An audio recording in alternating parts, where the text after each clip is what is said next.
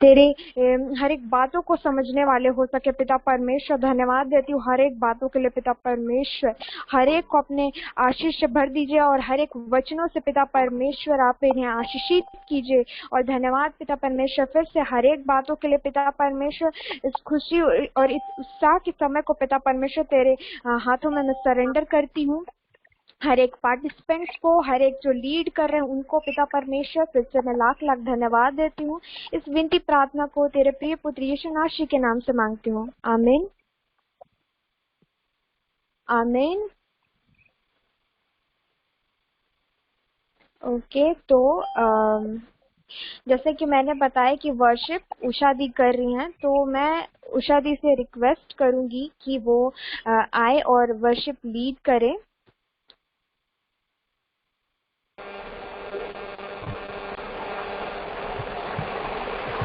Hello, मेरी आवाज आ रही है? हेलो, मेरी आवाज आ रही है?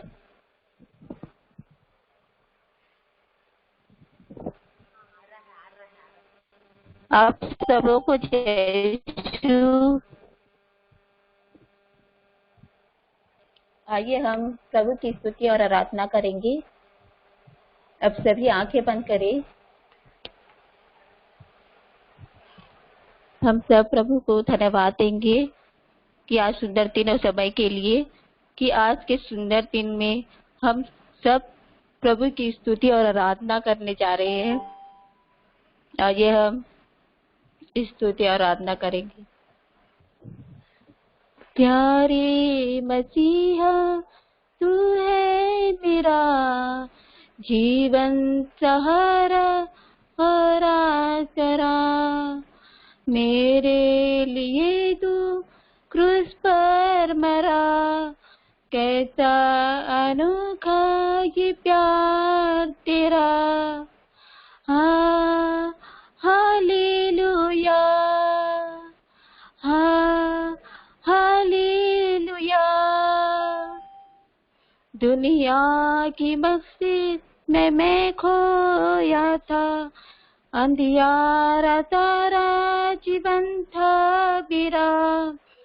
पाप के सागर में नैया डूबी थी, अब तो किनारा मुझे मिल गया।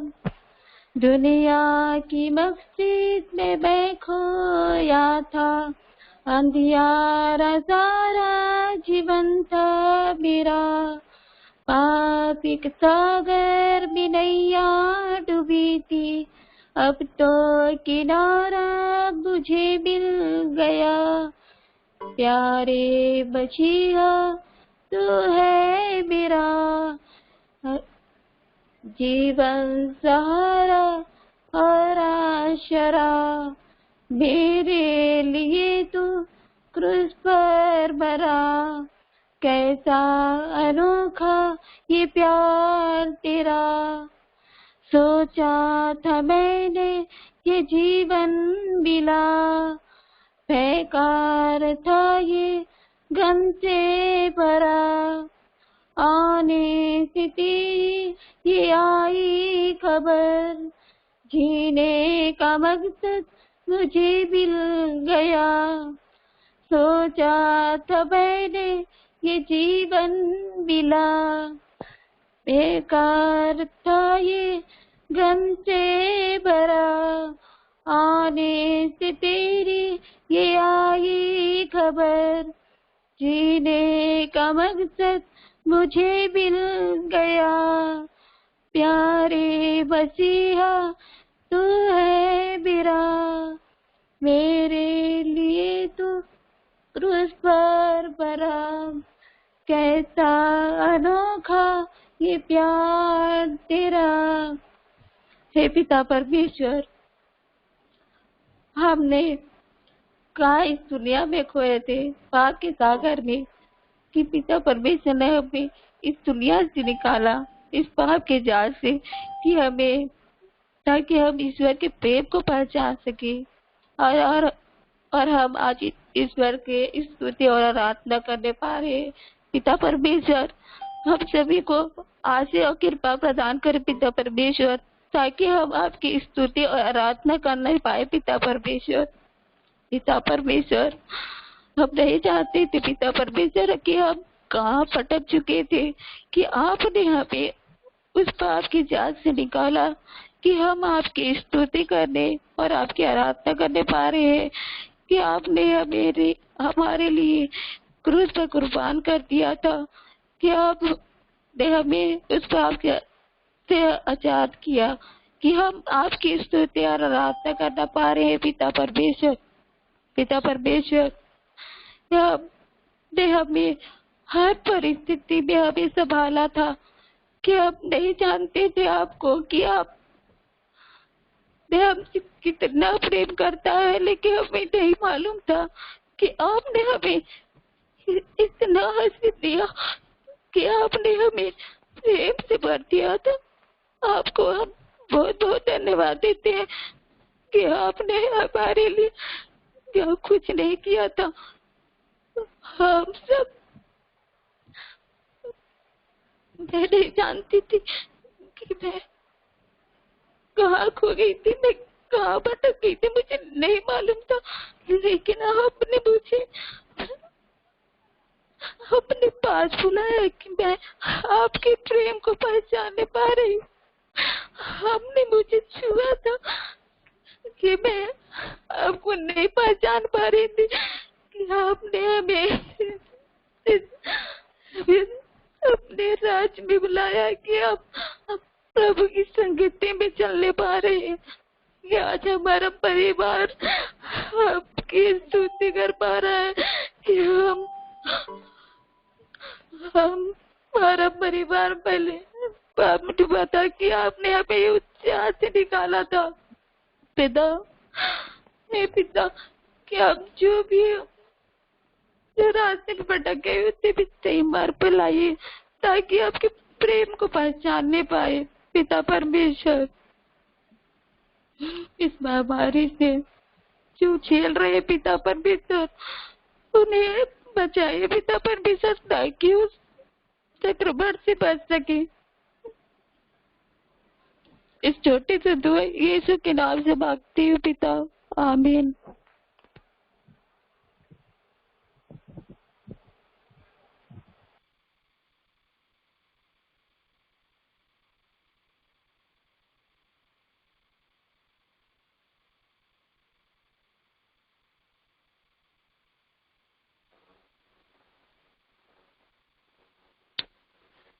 मैं उषा दी को बहुत ज़्यादा धन्यवाद कहती हूँ, क्योंकि उन्होंने इतना सुंदर वर्शिप करवाया। आई होप आप सभी जीसस के प्रेजेंस को महसूस कर रहे हैं, और एक बार सभी अपने जगह पे हाथ उठाकर बोलेंगे, धन्यवाद यीशु आपकी उपस्थिति के लिए।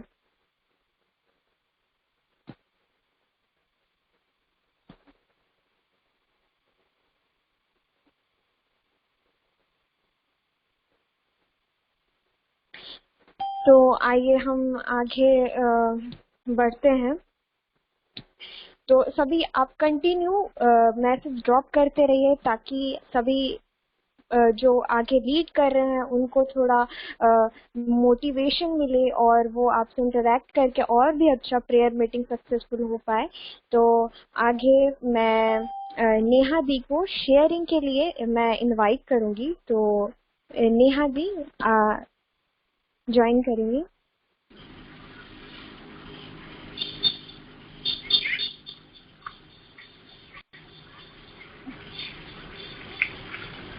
हेलो, आप लोगों को मेरी आवाज आ रही है? हेलो,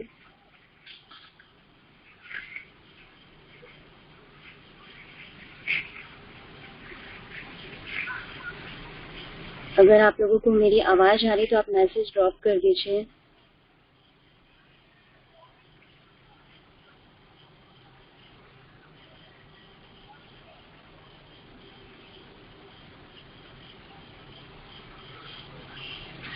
चलिए ठीक है, मेरी आवाज आ रही है तो फिर हम शेयरिंग की ओर जाएंगे।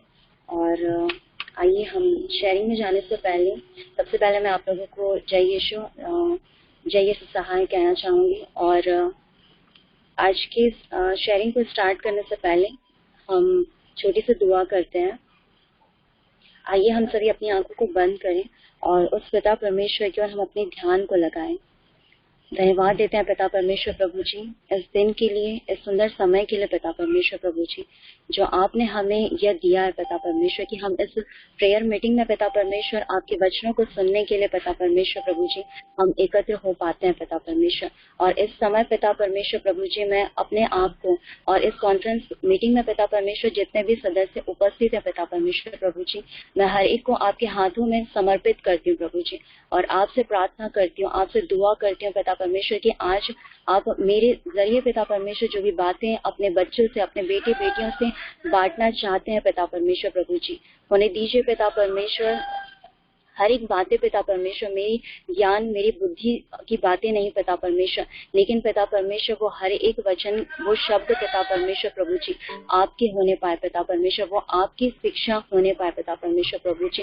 पिता परमेश्वर प्रभु जी हर एक सुनने वालों को आपके हाथों में समर्पित करती हूँ और आपसे प्रार्थना करती हूँ प्रभु जी कि आप हर एक जन को पिता परमेश्वर उनके आत्मिक कानों को खोल दीजिए पिता परमेश्वर, ताकि पिता परमेश्वर प्रभु जी आज जो भी आप अपने बच्चों से, अपने बेटी बेटियों से बातें करने वाले हैं पिता परमेश्वर, वो अपने कानों से, खुले कानों से पिता परमेश्वर प्रभु जी उसे ग्रहण कर सके, अपने हृदय को खोलकर पिता परमेश्वर प्रभु जी उसे ग्रहण कर सके पिता परमेश्वर, और उसे अपने जीवन में पिता परमेश्वर प्रभु जी लागू करने वाले होने पाए प्रभु जी।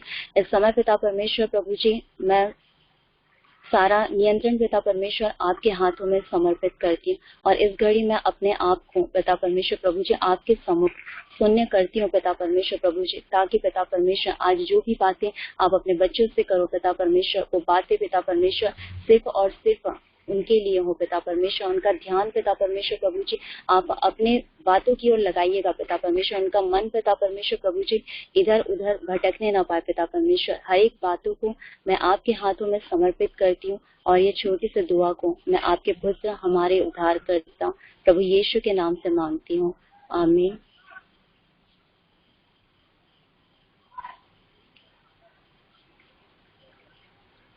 ठीक है, हम शेयरिंग की ओर जाते हैं। और आज का जो टॉपिक था, जैसा कि आप लोगों को पता है कि आज का टॉपिक क्या था।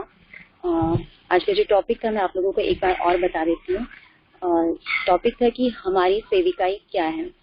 और ये जो बातें थी कुछ समय पहले ही मेरे सामने कुछ समय पहले आई थी, और मुझे लगा कि इस टॉपिक पे मुझे आप लोगों से बात करना चाहिए।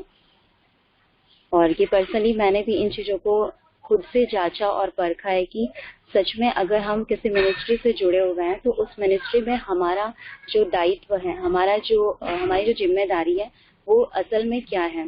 तो आइए हम एक वचन को देखेंगे, और वचन में जाने से पहले मैं सेविकाई के बारे में कुछ जैसे उसका अर्थ क्या होता है इस विषय में हम देखेंगे। तो सेविकाई का अर्थ होता है सेवक का काम, और अगर हम इसे इंग्लिश में देखेंगे तो सेविकाई की जो मीनिंग होती है वो है मिनिस्ट्री।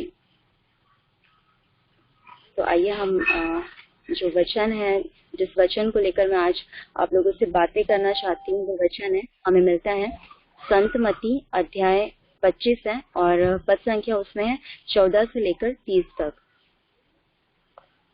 आप लोगों को मेरी आवाज आ रही है ना?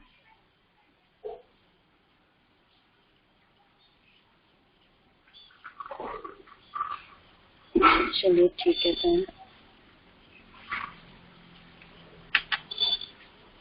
ये जो वचन है इसे मैं एक स्टोरी के माध्यम से आप लोगों के सामने मैं इस वचन को 14 से लेकर जो 30 तक दिया गया है मैं इसे रेड नहीं करूंगी, सिर्फ मैं आपके सामने एक स्टोरी के माध्यम से इन बातों को रखना चाहती हूँ। कि इसमें दिया है कि असफियों का दृष्टांत के विषय में बताया गया है कि एक स्वामी होता है और उसके 3 सेवक होते हैं, और जो स्वामी है वो कुछ समय के लिए अपने सेवकों को अपनी संपत्ति देकर वो विदेश जाना चाहता है, और उसके पास जो कुछ भी होता है वो उस सेवक को, जितने उनके सेवक हैं, 3 सेवक के विषय में यहाँ पर बताया गया है, तो वो तीनों सेवक को वो अपनी संपत्ति से कुछ कुछ चीजों को देता है। और जैसे कि पहले हम देखेंगे कि जो पहला सेवक है उनका, वो उन्हें जो स्वामी है वो 5,000 रुपए देकर जाता है। उसके बाद फिर जो दूसरा सेवक है उसे स्वामी 2,000 रुपए देते हैं, और जो तीसरा सेवक है उसे स्वामी देते हैं 1,000 रुपए। और ये उन्होंने जो पैसे दिए थे स्वामी ने अपने अपने सेवकों को, उन्होंने उनकी काबिलियत के हिसाब से, उनकी योग्यता को परख कर उन्होंने वो संपत्ति उन्हें बांटी थी। तो हम देखते हैं कि इस बीच में जब स्वामी ने अपने सेवक को जो संपत्ति दी है, उस संपत्ति को जब वो स्वामी वापस आता है तो वो उसे किस तरह से वापस पाता है उस विषय में हम देखेंगे। तो हम देखते हैं कि जो पहला सेवक है वो सेवक उस स्वामी के दिए हुए 5,000 रुपए को वो दुगना करता है। वो लेन देन जैसा भी वो अपना बिजनेस करता है, और बिजनेस करने के बाद वो उस पैसे को डबल करता है। और जो सेकंड सेवक था वो भी वैसा ही करता है, वो भी उस 2,000 रुपए को लेन देन करके या फिर किसी भी तरह से उसे किसी बिजनेस में लगाकर वो उस 2,000 को वो फिर से डबल करता है। तो और जो तीसरा सेवक था जिसे स्वामी ने 1,000 रुपए दिए थे, उस 1,000 को जो सेवक है वो उसे लेन देन करके या किसी भी बिजनेस में न लगाकर वो उसे एक भूमि में गड्ढा खोदता है, और गड्ढा खोदने के बाद वो उसे उसमें 1,000 रुपए को वो दबा देता है। तो जब फिर स्वामी आता है विदेश से लौटकर, जब वो वापस आता है तो वो हर एक सेवक को अपने पास वापस बुलाता है, और वो सेवक से पूछता है कि तुम तीनों ने क्या क्या किया उन पैसों का। तो वहां पर वो सेवक जो है, पहला सेवक, वो बताता है कि आपने 5,000 दिए थे, उस 5,000 का मैंने दुगना किया है, और वो 5,000 ही और कमाता है और वो अपने स्वामी को दे देता है। और वैसे ही सेकंड जो था सेवक, वो भी 2,000 का दुगना करता है, और वो अपने स्वामी को जब वो आते हैं तो वो उन्हें वापस लौटा देता है। उसके बाद जो तीसरा था, जैसे कि मैंने आपको बताया कि उसने क्या किया था, उसने भूमि में दबाया हुआ था। तो जब उसके स्वामी आते हैं और उससे वो पैसे को मांगते हैं तो वो उस भूमि से खोद कर उस पैसे को निकाल कर वो वापस उसे स्वामी को दे देता है। तो यहाँ पर अगर जो मेरा आप लोगों को बताने का जो मीनिंग है वो ये है कि हमारी लाइफ में भी बहुत सारी ऐसी चीजें हैं, जैसे कि यहाँ पर स्वामी का अगर मैं मतलब निकालूं तो हमारे परमेश्वर को मैं वहां पर रख सकती हूँ, और जो सेवक है वो आप और मैं हैं। तो यहाँ पर हम देख सकते हैं कि किस तरह से एक स्वामी का जो दायित्व था कि किसी जो सेवक है उसका जो काम कर रहा है उसे क्या देना है, और यहाँ पर हमारा जो दायित्व है कि हमें सेवक होने के कारण या हमारा जो जिम्मेदारी है सेवक को लेकर, हमें उस स्वामी को फिर से क्या लौटाना है।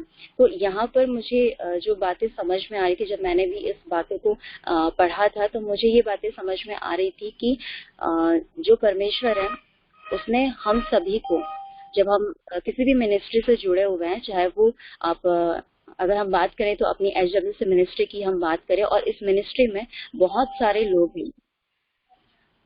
लोग हैं, और हम जब कैंप होता है तो उस कैंप में हम सभी मिलते हैं एक दूसरे से, और हम सभी एक दूसरे के विषय में काफी अच्छे से जानते हैं कि कौन व्यक्ति कैसा है और कौन व्यक्ति कितना ज्यादा परमेश्वर में है और कितना ज्यादा परमेश्वर में नहीं है। तो यहाँ पर हम देखते हैं कि मिनिस्ट्री में होने के नाते, हम परमेश्वर के द्वारा चुने हुए बच्चे हैं होने के नाते, हमारा कुछ दायित्व बनता है। उस दायित्व को हमें जानने और समझने की जरूरत है। जैसे कि यहाँ पर जो स्वामी था उसने अपने अपने सेवकों को उनके योग्यता के अनुसार उस संपत्ति को दिया था, और वो देखना चाहता था कि जो संपत्ति मैंने अपने सेवकों को दी है वो संपत्ति का वो इस्तेमाल कैसे करते हैं, और वहां पर उन्हें पता चलता है। तो वो सबसे लास्ट वाला जो सेवक था, जो तीसरे नंबर वाला जो सेवक था, उस सेवक से वो नाखुश होते हैं। वो बोलते हैं कि मैं तुमसे तुम्हारी उस करतूतों के कारण जो तुमने किया है उसके कारण मैं खुश नहीं हूँ। तो यहाँ पर अगर मैं जिस बारे में बताना चाहती हूँ वो ये है कि हमें परमेश्वर ने चुना है, और हम उस सेविकाई के लिए चुने गए हैं, जिसके लिए परमेश्वर ने हमें हर एक जन को बुलाया है। आप सभी जानते हैं कि हम किस दलदल में फंसे हुए थे, हम किस पाप में डूबे हुए थे, लेकिन परमेश्वर ने उस पाप से हमें किस रीति से हमें बाहर निकाला है, और उस वजह से हम आज इस मिनिस्ट्री में खड़े हैं, या हम अन्य जगहों पर अपनी मिनिस्ट्री कर रहे हैं, या फिर हम किसी भी मिनिस्ट्री से जुड़कर हम उनकी मतलब अपने कामों को हम निभा पा रहे हैं। तो यहाँ पर हम देखते हैं कि किस तरह से जिस तरह से अगर हम देखें कि परमेश्वर ने आपको और मुझे जो पवित्र आत्मा के जो वरदान होते हैं, उस पवित्र आत्मा के वरदानों से उन्होंने हमें परिपूर्ण किया है, और परिपूर्ण करने के कारण आज आप और मैं हर एक कामों को अच्छी रीति से कर पाते हैं। तो हमें समझने की जरूरत है कि आज के समय में जो हमें परमेश्वर ने जिस कार्य के लिए चुना है और जो जिम्मेदारियां दी गई हैं, अगर मैं पवित्र आत्मा की जो वरदान है, उन वरदानों के विषय में अगर मैं बात करूं, तो हमें जो पवित्र आत्मा के जो वरदान है उस विषय में हमें मिलता है पहला कुरिन्थियों अध्याय 12 पद संख्या 7 से लेकर 11 में। जैसे कि इसमें दिया गया है, मैं आप लोगों को रेड करके बता देती हूँ।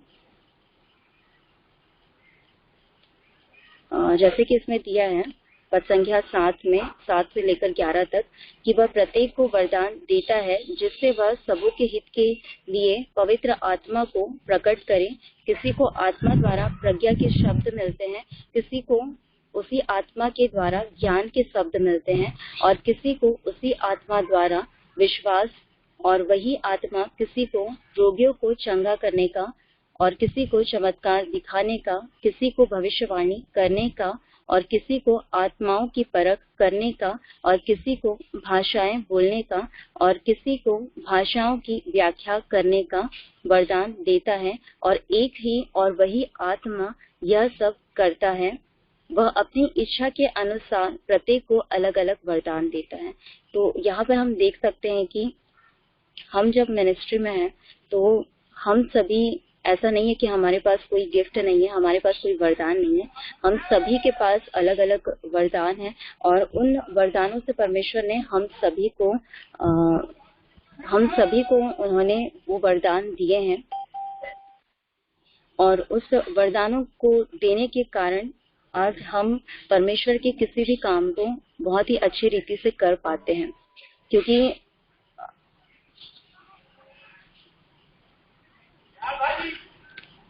अगर देखा जाए तो जैसे कि मैंने आप लोगों को वो दृष्टांत के विषय में जो बताया, तो उस दृष्टांत में जो बातें बताई गई थी सेवक और स्वामी के विषय में, तो उस दृष्टांत में, उस स्टोरी में हमें देखने को मिलता है कि जो स्वामी है उसने हर एक को उसकी योग्यता के अनुसार उसे देखकर, उसे परख कर, उन्होंने हर एक को एक अलग अलग चीजें दी गई थी। तो उसी तरह से जब हमारी बात आती है किसी काम को करने के लिए, तो उस समय पर भी परमेश्वर ने हमें और आपको वो चीजें प्रदान की हैं, और हो सकता है कि कई बार वो चीजें हमें समझ में नहीं आती कि हमें पवित्र आत्मा से या फिर परमेश्वर ने हमें क्या वरदान दिए हैं। हमें काफी समय लग जाता है उस वरदानों को जानने और समझने में कि परमेश्वर ने हमें किस वरदान से परिपूर्ण किया है। लेकिन उस वरदान को जब हम समझ पाते हैं तो क्या हम उस वरदान को उस तीसरे सेवक की तरह, जो तीसरा सेवक जिसने क्या किया था, आपको पता है कि उसने उस जो 1000 रुपए थे उस संपत्ति को उसने उस भूमि में दबा दिया था, और जब उसका स्वामी उससे लेखा लेने के लिए आता है, उससे जब बातें करने के लिए, मतलब उसने क्या किया उस पैसे का, उस बातों को जानने के लिए जब वो अपने सेवक को बुलाता है, तो वो उसी पैसे को बखूबी निकाल कर जिस तरह से दिया गया था वो पैसों को वो वैसा ही लौटाता है। तो हमें आज के दिन में इन बातों को जानने और समझने की जरूरत है कि जो भी हमारे पास वरदान है उस वरदानों का हम इस्तेमाल कैसे कर रहे हैं, क्योंकि हमें सभी को पता है कि हम मिनिस्ट्री में हैं और हम में से हर एक के पास वो चीजें हैं। अगर मैं कहूँ कि किसी के पास कोई अच्छा प्रीचर है वो प्रीचिंग अच्छे से कर सकता है। अगर मैं किसी को कहूँ कि कोई लीडरशिप है जिसे लीडरशिप बहुत अच्छे से करनी आती है, और कोई हो सकता है कि जिसे भविष्यवाणी करने का वरदान दिया गया है, और कोई हो सकता है कि किसी आत्माओं की परख करने का वरदान दिया गया है, और कोई हो सकता है कि अन्य भाषाओं में वो प्रार्थना करता है। तो यहाँ पर जो अलग अलग बातों के विषय में बताया गया है, अलग अलग वरदानों के विषय में बताया गया है, वो वरदान आपके पास और मेरे पास है। तो क्या उस वरदान को हम अपने पास ही रखते हैं, या फिर हम उसे दुगना करने की कोशिश करते हैं? दुगना करने का मीनिंग यहाँ पर ये है कि जो चीजें परमेश्वर ने हमें सौंपी है, जो जिम्मेदारी सौंपी है, क्या उस जिम्मेदारी को सिर्फ हम अपने तक ही रखते हैं, हम सिर्फ अपनी ही उन्नति करने में लगे हुए हैं, या फिर हम किसी और की उन्नति कर रहे हैं? हमें समझने की जरूरत है कि हम किस रीति से किन चीजों की ओर आगे बढ़ रहे हैं, और हम किन चीजों को अपने पास ही रखकर हम दबाकर और छुपाकर बैठे हुए हैं। क्योंकि जैसे यहाँ पर संत मती का जो 25 जो चैप्टर है, उसमें जो पद संख्या हम देखते हैं 29 और 29 में दिया है कि जिसके पास कुछ है उसी को और दिया जाएगा और उसके पास बहुत हो जाएगा, लेकिन जिसके पास कुछ नहीं है उससे वह भी ले लिया जाएगा जो उसके पास है।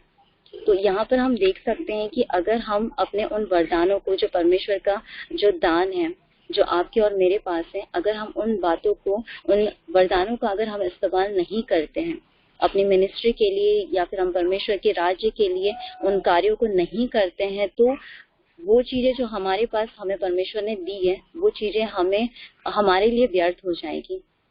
परमेश्वर तो बहुत, मतलब परमेश्वर अगर देखा जाए तो जैसे एक पापी मनुष्य होता है, जब वो पाप में गिरा होता है तो परमेश्वर उसका लेखा लेगा। जब न्याय का दिन आएगा, परमेश्वर आपके और मेरे सामने खड़ा होगा, उस समय परमेश्वर उस बातों का लेखा लेगा। आपने जो पाप किए हैं उन पापों का लेखा वो परमेश्वर लेगा। तो जब आपको उस भीड़ से, परमेश्वर ने आपको उस दलदल से, उस संसार की भीड़ से जो परमेश्वर ने आपको अलग किया है, तो क्या आप उस दलदल से निकलकर, उस भीड़ से निकलकर आप क्या सोचते हैं और क्या समझते हैं? आप किन चीजों की ओर आगे बढ़ना चाहते हैं? आप क्या करना चाहते हैं परमेश्वर के राज्य के लिए? क्योंकि अगर आपको पता है कि परमेश्वर ने आपको चुना है और आप परमेश्वर के राज्य के लिए कार्य करने के लिए चुने गए हैं, तो आपकी जिम्मेदारी बनती है कि आपको क्या डिसीजन लेना है, क्या निर्णय लेना है। क्योंकि परमेश्वर जब न्याय का दिन आएगा, जब परमेश्वर आपके सामने और जब परमेश्वर मेरे सामने खड़े होंगे, तो परमेश्वर हमसे लेखा लेंगे। वो आपसे और मुझसे ये पूछेंगे कि आपने मेरे राज्य के लिए काम करने के लिए, आप एक मिनिस्ट्री के मेंबर होते हुए आपने क्या किया? आप एक फेलोशिप के मेंबर होते हुए आपने मेरे राज्य के लिए क्या काम किया? तो उस समय सोचे कि हम उस परमेश्वर के सामने, जिस तरह से एक स्वामी जब सेवक को बुलाता है तो वो उसे दुगना लौटाता है, सेवक अपने स्वामी को। तो हमारा जो स्वामी है, हमारा जो राजा है, हमारा जो परमेश्वर है, आपका और जो मेरा परमेश्वर है, उस परमेश्वर को हम क्या लौटाएंगे? हमें जो दिया गया है जो वरदान, उस वरदान को हम उन चीजों को ना डबल करके, उन चीजों को हम क्या ऐसा ही परमेश्वर को वापस लौटा देंगे कि परमेश्वर आपने मुझे ये दिया था भविष्यवाणी का वरदान, आप अभी से ले लीजिए, मैं आपको रिटर्न करता हूँ, उस तीसरे सेवक की तरह जिसने वही किया। तो हमें जानने और समझने की जरूरत है कि हमें क्या करना चाहिए और क्या नहीं करना चाहिए। क्योंकि मैं अपनी लाइफ को जब देखती हूँ, मुझे ज्यादा साल नहीं हुआ है मिनिस्ट्री में, 2 ही साल मुझे हुआ है, और मैं बहुत सारी चीजों के लिए अपने आप को परमेश्वर को धन्यवाद देती हूँ कि परमेश्वर ने मुझे इस जगह पर लाकर खड़ा किया, उस भीड़ से लाकर खड़ा किया। अगर मैं उस दलदल में ही होती, उस भीड़ में होती, तो शायद आज मैं इस जगह पर आपके सामने बैठकर परमेश्वर के वचन को नहीं बांट पाती। और आज के दिन में पता नहीं, मैं बाकी समय पर जब बहुत ज्यादा नर्वस होती हूँ तो मैं प्रीचिंग ठीक से नहीं कर पाती हूँ। शायद आज भी ऐसा होगा, लेकिन मुझे पता नहीं क्यों आज बहुत दिनों से, जब से भैया ने मुझे बोला कि आप प्रीचिंग करना, तो उस समय से मुझे पता नहीं क्यों बहुत ज्यादा खुशी थी, अंदर से मुझे खुशी थी। क्योंकि कुछ दिनों पहले मेरे मन में एक क्वेश्चन आया था कि मैं परमेश्वर के साथ में चल रही हूँ और क्या मैं उनकी मिनिस्ट्री के लिए काम कर पा रही हूँ या नहीं कर पा रही हूँ। क्योंकि आप सभी को पता है कि लॉकडाउन का समय चल रहा है और इस समय पर हम सभी अपने घरों पर हैं और हम एक फोन कॉल्स के माध्यम से हम सारी चीजों को कर रहे हैं, हम प्रेयर कर रहे हैं, हम कॉन्फ्रेंस कॉल पे जुड़ते हैं और सारी चीजों को हम वर्शिप कर रहे हैं, हम प्रीचिंग कर रहे हैं, सारी चीजों को हम कर रहे हैं। लेकिन फिर भी मुझे पता नहीं क्यों ऐसा लग रहा था कि कुछ कमी है, अभी कुछ चीजें अभी भी कमी है कि मैं नहीं कर पा रही हूँ चीजों को। और इस समय ये जो लॉकडाउन का समय बाकी सारे लोगों के लिए बहुत ज्यादा कहना चाहिए कि किसी न किसी चीजों से लोग जूझ रहे हैं, लेकिन हम अपने घरों में बैठे हुए हैं, हम आराम से बैठे हुए हैं, हमें कोई दिक्कत और कोई परेशानी नहीं है। लेकिन मैं ये जो समय है अनुग्रह का समय मानती हूँ, क्योंकि ये जो समय है इस समय पर परमेश्वर ने बहुत सारी चीजों को जो हमें बाहर जाकर सीखना चाहिए, एक दूसरे से मिलकर हमें सीखना चाहिए, फेलोशिप के माध्यम से सीखना चाहिए या रिट्रीट के माध्यम से हमें सीखना चाहिए कुछ चीजों को जो हम ग्रहण करते हैं। लेकिन मेरे साथ में ऐसा हो रहा है कि मैं सारी की सारी चीजें घर बैठी, परमेश्वर ने वो चीजें अवेलेबल करा दी कि मैं उन चीजों को सीख पा रही हूँ। बहुत सारी ऐसी चीजें हैं कि मैं उन चीजों को महसूस कर पा रही हूँ, परमेश्वर के प्रेम को महसूस कर पा रही हूँ कि परमेश्वर सच में हमसे कितना प्रेम करता है और वो परमेश्वर आपसे और मुझसे कुछ चीजों को चाहता है। जो चीजें उन्होंने आपको दान के रूप में दी है, उस चीजों को अब हमें डबल करने की, उसे दुगना करने की आवश्यकता है हमें। और परमेश्वर हमें चाहता है, वो हमसे कहना चाहता है कि आप अब एक स्टेप लीजिए और आगे बढ़िए। क्योंकि हम कब तक अपनी ही जगहों पर बैठे रहेंगे, हम ये सोचेंगे कि परमेश्वर हम सारी चीजों को कैसे करें। क्योंकि जब मिनिस्ट्री को लेकर जो एक डिसीजन था, मुझे भी नहीं पता था कि ये सारी चीजें परमेश्वर मुझसे चाह रहे हैं कि मुझे करना चाहिए।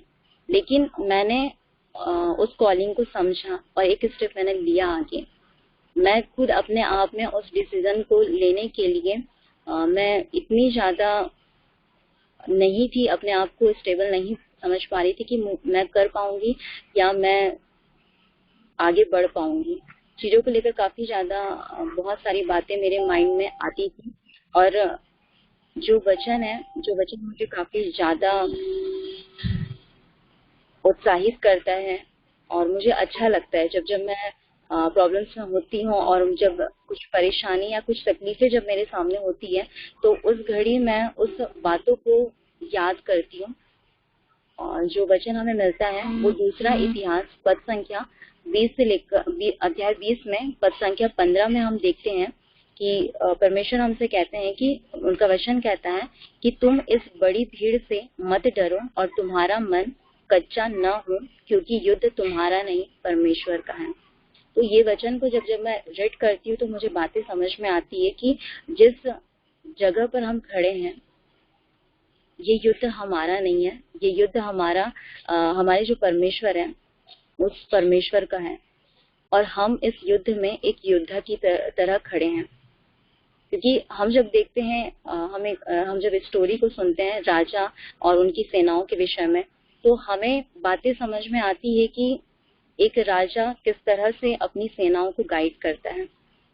वो राजा अपनी सेना को हर एक चीजों को वो उन्हें उपलब्ध कराता है, उन्हें मैनेज करवाता है, सारी चीजों को लाकर खुद देता है, ताकि जब मेरी सेनाएं लड़ाई करने के लिए जाएंगी तो वो उस लड़ाई में उस युद्ध को जीत पाए। तो वैसे ही हमारे जीवन में भी है कि परमेश्वर ने हमारे लिए उस युद्ध में लड़ाई लड़ने के लिए बहुत सारे ऐसी चीजों को, जो आपने देखा होगा कि सेनाएं जब लड़ाई के लिए जाती है तो उनके पास क्या क्या शस्त्र होते हैं, क्या क्या इंस्ट्रूमेंट्स होते हैं जिसे वो इस्तेमाल करते हैं और उस युद्ध को लड़ते हैं। तो वैसे ही हमारे जीवन में भी परमेश्वर ने आपको और मुझे वो सारी की सारी चीजें अवेलेबल कराई हैं, ताकि हम जिस युद्ध में परमेश्वर ने आपको और मुझे उतारा है उस युद्ध में हम जीत को पा सकें। क्योंकि जब हम देखते हैं कि मिनिस्ट्री में अगर हम कदम रखते हैं या एक स्टेप हम लेते हैं परमेश्वर की ओर आगे बढ़ने के लिए, तो हम सभी को ये चीजें जो है आसान नहीं लगती है। बहुत सारे क्वेश्चंस जो है वो हमारे माइंड में आते रहते हैं कि परमेश्वर ठीक है, आपने हमारे लिए इन बातों को रखा है और हम इन चीजों को कैसे करेंगे। लेकिन हम जब सोचते हैं, बस है, हम जब इन बातों को, जो परमेश्वर है जिसने आपको और मुझे इस चीजों के लिए चुना है, तो वो हमें जरूरत है कि हम एक स्टेप आगे लें और उस परमेश्वर की ओर हम एक स्टेप को आगे बढ़ाते हुए चले, ना कि हम अपने कदमों को पीछे कर लें। क्योंकि जब जिम्मेदारी आती है तो हम सबके साथ में ऐसा होता है कि हम उस जिम्मेदारी को हम पहले से सोच लेते कि हमसे नहीं होगा, हम इस लायक नहीं है, हम ये सोच लेते हैं, या फिर हम ये कहते हैं कि हमारे अंदर ये योग्यता नहीं है, या फिर हम ये कहते हैं कि हमारे अंदर इतनी काबिलियत नहीं है कि हम इस चीजों को कर पाए। और परमेश्वर जो ऐसा परमेश्वर है जो साधारण मनुष्य को चुनता है और उसे असाधारण तरीके से परमेश्वर इस्तेमाल करता है। ये बातों को मैंने जाना है और समझा है कि हम बहुत सारी चीजों के लिए अगर हम देखें तो हम जब परमेश्वर को हमने उद्धारकर्ता के रूप में ग्रहण नहीं किया था, जब हम परमेश्वर को नहीं जानते थे, उस समय पर आपको पता होगा और मुझे पता होगा कि हमारे अंदर क्या योग्यता थी और क्या योग्यता नहीं थी। लेकिन जो आपको उस समय पर लगता था कि हमसे नहीं हो पाएगा, लेकिन अब उसी चीजों को आप देखते होंगे कि आप कर पाते हैं। तो हम कंपेयर कर सकते हैं उन बातों से जब हम पिछले समय में थे, जिन बातों को हम नहीं कर पाते थे, और इस समय पर, जिस समय पर हम परमेश्वर के साथ चलते हुए सारी चीजों को कर पाते थे। जैसे कि आपने परमेश्वर के चुने हुए जो 12 शिष्य थे, उनके विषय में आपने सुना होगा। अगर मैं देखूं तो मैं जब कुछ समय पहले बाइबल को रीड कर रही थी और मुझे कुछ चैप्टर्स मिले थे जिसमें बताया गया था कि जो परमेश्वर के शिष्य हैं उनकी संख्या बताई गई थी 72। और आपने ये भी पढ़ा है कि उसके बाद जो परमेश्वर के शिष्य थे, जो उनके चेले थे, उनकी संख्या कितनी थी? उनकी 12 जो संख्या थी उनकी 12 थी। और जब मैं उस चीजों को रीड कर रही थी जहाँ पर लिखा हुआ था कि परमेश्वर के 72 चेले थे, और वहां पर कुछ ऐसी बातें भी लिखी गई थी कि परमेश्वर जो थे, प्रभु यीशु मसीह, वो अलग अलग जगहों पर जाकर सुसमाचार का प्रचार करते थे।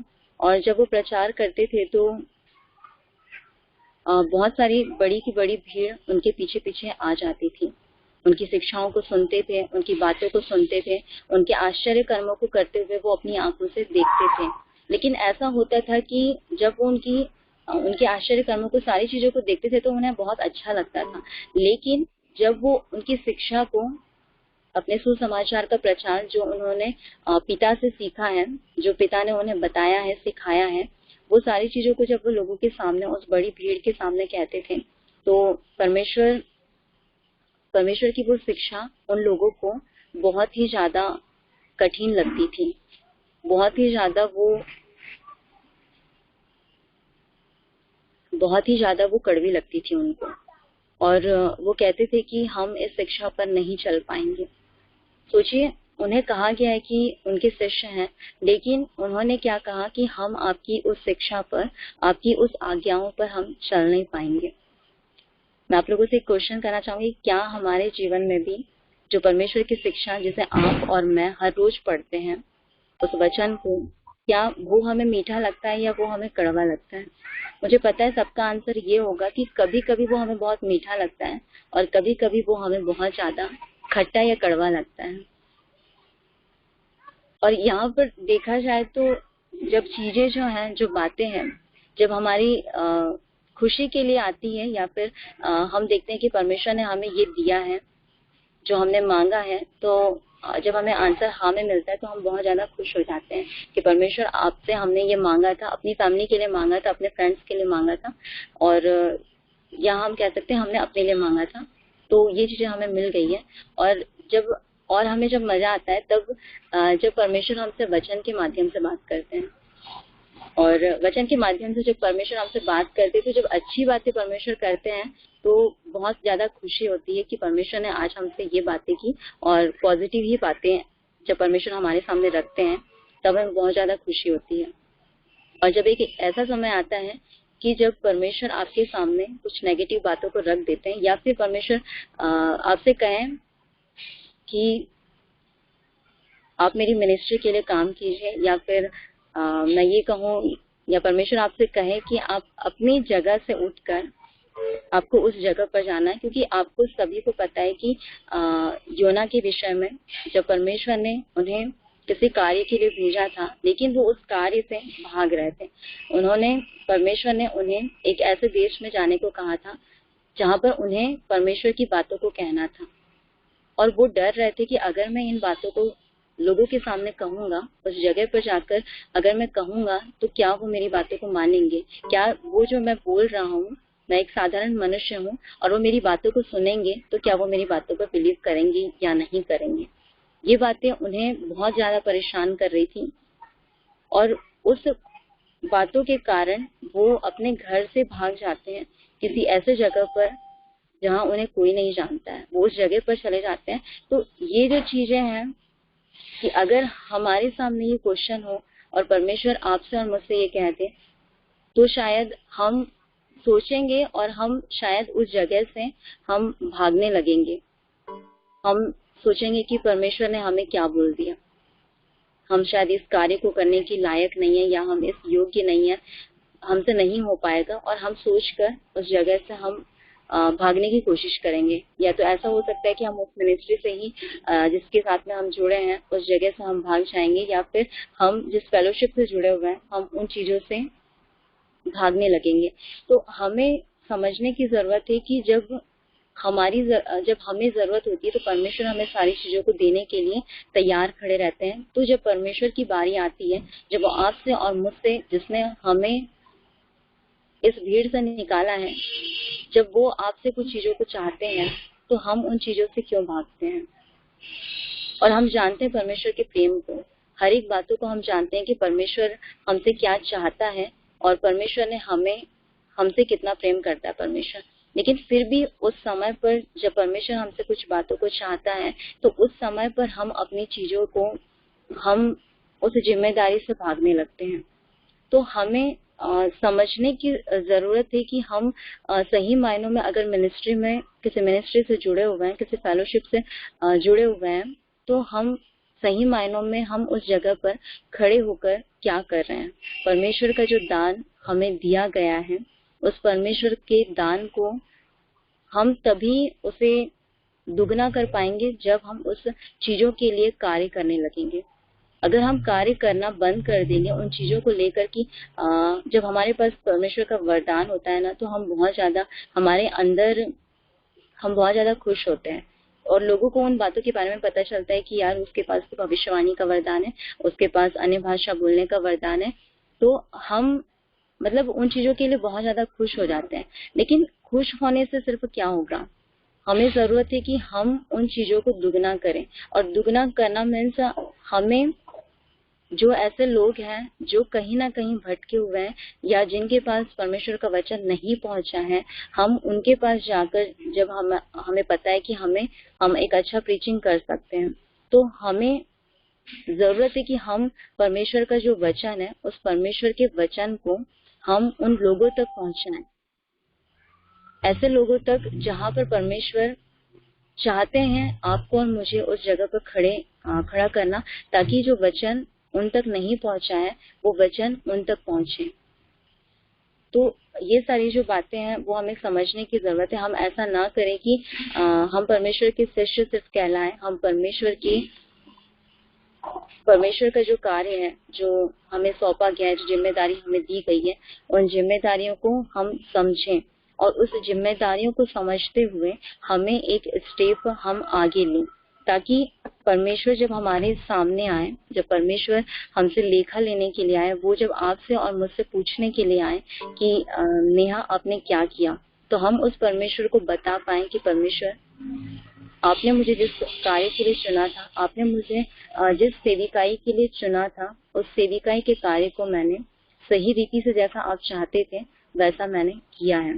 तो हमें हर एक बातों को इन बातों को समझने की जरूरत है, क्योंकि अगर हम देखें जो परमेश्वर के 12 शिष्य थे, उन 12 शिष्यों को अगर जब हम देखते हैं तो उन शिष्यों की लाइफ में भी बहुत ज्यादा स्ट्रगल था।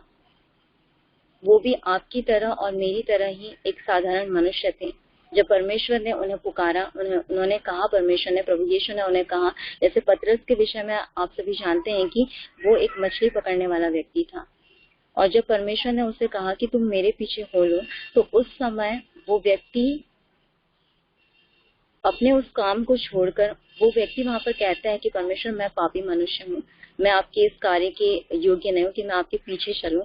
तो वहां पर परमेश्वर उसे कहते हैं, मतलब वो उन्हें कहते हैं पतरस को कि तुम मेरे पीछे आ जाओ और मैं तुम्हें मनुष्यों को पकड़ने वाला मछुआरा बनाऊंगा। तो उस समय सोचिए कि वो बिना सोचे समझे वो परमेश्वर के पीछे चले जाता है। और जब मैं कुछ समय पहले स्टडी मैंने किया था शिष्यों के विषय में, तो मुझे बहुत सारी बातें समझ में आई उनके विषय में कि उनके जीवन की उनका जो जीवन था वो किस तरह से था, और उनकी लाइफ में कितनी सारी प्रॉब्लम्स आई जब वो परमेश्वर के काम के लिए खड़े थे। लेकिन उस परिस्थितियों में भी उन्होंने परमेश्वर का साथ नहीं छोड़ा। जो परमेश्वर उन्हें कहते थे वो परमेश्वर के हर एक कार्य को वैसा का वैसा वो करते थे। और आप सभी को पता होगा कि उनकी मृत्यु फिर कैसे होती है।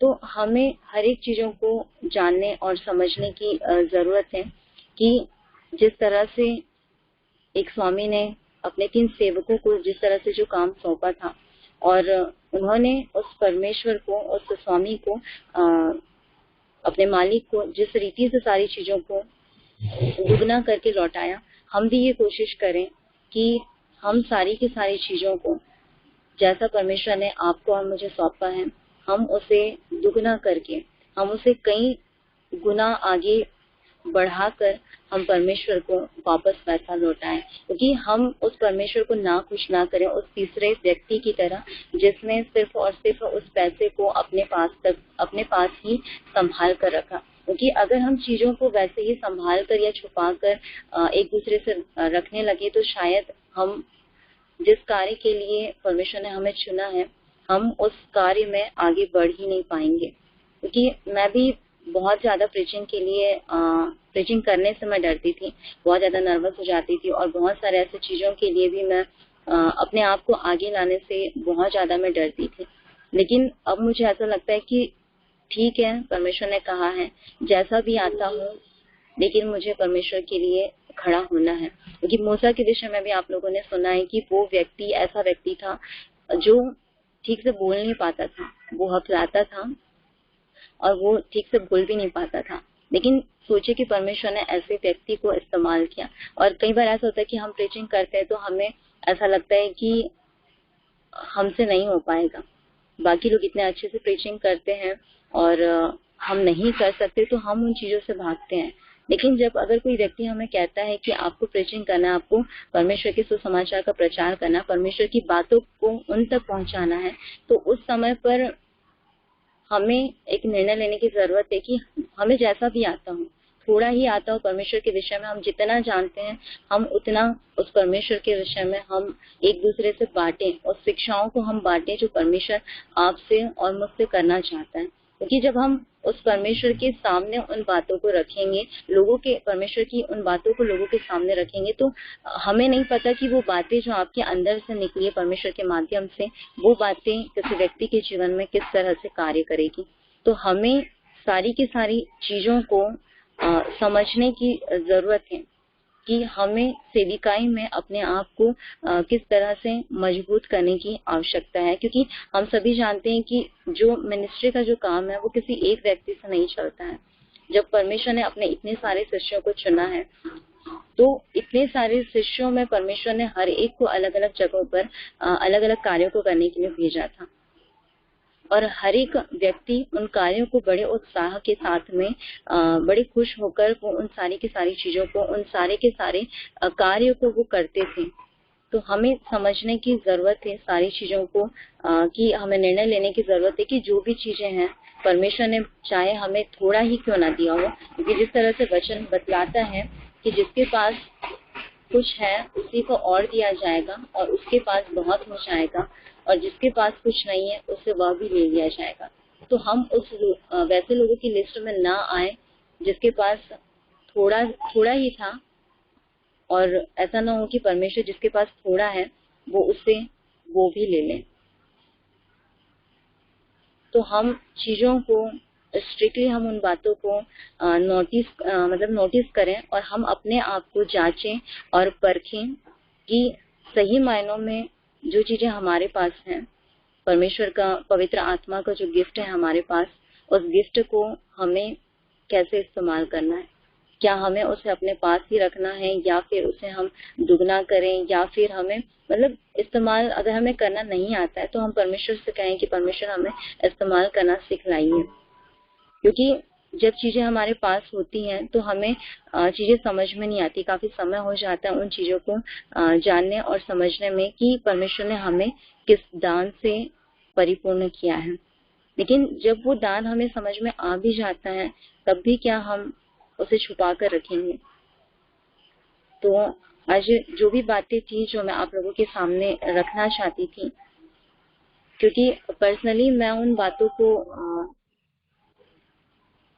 अपनी लाइफ में होते हुए कुछ बातों को मैं देखती हूँ कि मैंने जब एक स्टेप लिया तो मैंने अपनी लाइफ में जो चीजें मेरे पास थी, पवित्र आत्मा ने मुझे गिफ्ट के तौर पर दिया था, वो चीजें क्या थी, वो चीजें मुझे इस लॉकडाउन के समय पर समझ में आई, जो शायद मुझे पहले समझ में नहीं आती थी। लेकिन मैंने धीरे धीरे उन चीजों को समझा और मैंने एक डिसीजन लिया था कि अब्राहम भैया के साथ में कि वो जहाँ कहीं भी जाएंगे मैं उनके साथ में जाकर उन चीजों को सीखना चाहती हूँ। और जब मैंने ये डिसीजन लिया था तो अभी जो लॉकडाउन का समय था तो मुझे ऐसा लग रहा था कि यार सारी चीजें अब बंद हो चुकी है, अब कहीं आना जाना नहीं होगा, तो मैं सारी की सारी चीजें जो मैंने सीखने का निर्णय लिया था, जो डिसीजन लिया था, अब मेरे साथ में वो चीजें कैसे हो पाएंगी, मैं वो चीजें कैसे सीख पाऊंगी। लेकिन हम देखें सारी चीजों को तो परमेश्वर जब ऐसी कंडीशंस आती है हमारी लाइफ में तो परमेश्वर सारी की सारी चीजों को हमारे आसपास वो उपलब्ध करा देते हैं हमें सिखाने के लिए। और बहुत सारी चीजें मैंने अपनी फैमिली में उन चीजों को देखा कि परमेश्वर मुझे उनके माध्यम से सारी चीजों को कैसे सिखा रहे हैं। क्योंकि एक समय ऐसा था कि जब मैं सिर्फ अपनी ही ग्रोथ, अपनी ही उन्नति के विषय में ज्यादा सोचती थी, और मैं सोचती थी कि पहले मैं अपनी उन्नति करती हूँ, फिर मैं थोड़ा सा जो समय बचता था वो मैं अपनी फैमिली वालों को वो समय देती थी। लेकिन मैंने चीजों को समझा और परमेश्वर ने मेरे ध्यान को उस जगह से हटाकर फिर फैमिली वालों की तरफ उन्होंने लगाया, और उन्होंने मुझे सिखाया कि साथ में जब हम अपनी उन्नति कर रहे हैं तो हमें अपनी फैमिली, हमारे जितने भी फैमिली मेंबर्स हैं उस फैमिली मेंबर्स को लेते हुए हमें उनके साथ में चलते हुए हमारी उन्नति के साथ में उनकी उन्नति किस तरह से करना है। तो ये सारी जो चीजें थी मुझे लॉकडाउन के समय में समझ में आई कि चीजें हम किसी और को भी बांटने से पहले हमें जरूरत है कि हम सबसे पहले अपनी फैमिली में जो चीजें हैं परमेश्वर ने आपको दी है उस चीजों को हम सबसे पहले अपनी फैमिली मेंबर्स तक हम उन चीजों को बांटें। क्योंकि कहीं ना कहीं हम वहीं चूक जाते हैं कि हम अपनी फैमिली मेंबर्स को हम उन्हें उठा नहीं पाते हैं, परमेश्वर के करीब नहीं लेके जा पाते, हम उनके परमेश्वर के प्रेम के करीब नहीं लेके जा पाते हैं, और हम दूसरों के पीछे पहले भागते हैं। तो मैं ये नहीं कहती कि हम गलत कर रहे हैं, हमें लेकर चलना है तो हमें सबको साथ में लेकर चलना है, क्योंकि परमेश्वर हमें यही सिखाते हैं। क्योंकि जब वो परमेश्वर किसी स्थान पर जाते थे यीशु मसीह, तो उनके पीछे जब पूरी भीड़ चलती थी तो वो ऐसा नहीं है कि वो किसी को पीछे छोड़ देते थे, वो सबको साथ में लेकर चलते थे। तो हमारा दायित्व बनता है कि हमारी जिम्मेदारी बनती है कि हम हर एक को साथ में लेकर चलें, और तभी हम जो परमेश्वर आपसे और मुझसे चाहता है वो चीजें सही मायनों में तब हम कर पाएंगे। तो आज का जो मेरा शेयरिंग था इतना ही था। और आइए हम अंत करने से पहले हम एक छोटी सी दुआ करेंगे। आइए हम सभी अपनी आंखों को बंद करें और पिता परमेश्वर की और हम एक और बार ध्यान लगाएंगे और परमेश्वर को हम धन्यवाद देंगे। धन्यवाद देते हैं पिता परमेश्वर प्रभु जी आज की इस वचनों के लिए पिता परमेश्वर प्रभु जी, इस शिक्षा के लिए पिता परमेश्वर प्रभु जी, जो बातें पिता परमेश्वर प्रभु जी आप अपने बच्चों से करना चाहते थे पिता परमेश्वर प्रभु जी। मैं आपसे प्रार्थना करती हूँ पिता परमेश्वर प्रभु जी की मैं नहीं जानती पिता परमेश्वर की ये बातें, ये शिक्षा पिता परमेश्वर प्रभु जी किसके जीवन में किस रीति से काम करेगी पिता परमेश्वर प्रभु जी। लेकिन मैं जानती हूँ पिता परमेश्वर आपके बच्चे आज जितने भी लोग थे पिता परमेश्वर प्रभु जी, आपने हर एक को पिता परमेश्वर इस जगह पर इस कॉन्फ्रेंस प्रेयर मीटिंग में पिता परमेश्वर प्रभु जी आपने हर एक को आपने चुनकर पिता परमेश्वर प्रभु जी इस जगह पर लाया है पिता परमेश्वर। और मैं जानती हूँ पिता परमेश्वर प्रभु जी आपके बच्चे चुने हुए बच्चे हैं पिता परमेश्वर, और आप जैसा चाहते हैं आप इनके जीवन में पिता परमेश्वर जो बातें आप इनसे बांटना चाहते थे, मैं मानती हूँ पिता परमेश्वर प्रभु जी की वो हर एक बातें पिता परमेश्वर प्रभु जी इन तक पहुंची है पिता परमेश्वर। और मैं जानती हूँ पिता परमेश्वर प्रभु जी की ये आपके लिए वो हर एक निर्णय को लेने वाले होंगे पिता परमेश्वर, और आपके राज्य के लिए आपके जिस तरह से आप कहते हैं कि फल उत्पन्न करना पिता परमेश्वर प्रभु जी, वो हर एक बच्चा पिता परमेश्वर प्रभु जी, हर एक बेटे बेटियां पिता परमेश्वर आपके लिए वो दुगना फल उत्पन्न करने वाले होंगे पिता परमेश्वर प्रभु जी। मैं हर एक को पिता परमेश्वर प्रभु जी जो इस कॉन्फ्रेंस कॉलिंग में हर एक को मैं आपके हाथों में समर्पित करती हूँ प्रभु जी, और आपसे वही दुआ करती हूँ पिता परमेश्वर प्रभु जी की आप हर एक बातों में पिता परमेश्वर प्रभु जी आप इनके साथ रहिए पिता परमेश्वर, इनकी मदद कीजिए प्रभु जी ऐसे समय में पिता परमेश्वर प्रभु जी जब ये अपने आप को पिता परमेश्वर किसी बुरी परिस्थितियों में पाते हैं पिता परमेश्वर, अपने आप को अकेला पाते हैं पिता परमेश्वर प्रभु जी, आप उस समय पिता परमेश्वर इनके संग साथ रहिए पिता परमेश्वर, ताकि प्रभु जी ये आपकी जिम्मेदारियों से पिता परमेश्वर आपके वचनों की उस कठोर बातों को पिता परमेश्वर अपने जीवन से नकारे ना पिता परमेश्वर प्रभु जी, बल्कि उस बातों को समझते हुए प्रभु जी आपके लिए एक स्टेप लेने वाले होने पाए प्रभु जी। हर एक बातों को मैं आपके हाथों में समर्पित करती हूँ, और आज की इस शेयरिंग के लिए पिता परमेश्वर विशेषकर मैं आपको धन्यवाद देती हूँ, और ये छोटी सी दुआ मैं आपके पुत्र हमारे प्रभु यीशु के नाम से मांगती हूँ, आमीन।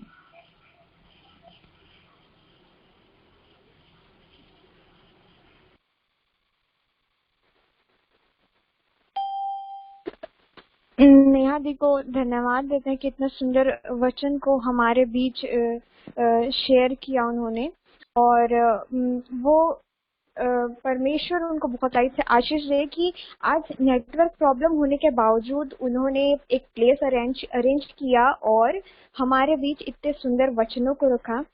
सचमुच ये बात है कि हम चुने हुए लोग हैं, और हमें जितने भी वरदान मिलते हैं, चाहे हमें परमेश्वर की ओर से गिफ्ट मिलता है, तो हमको उस चीज को यूज करना है और दूसरों से भी बांटना है, वचनों को बांटना है।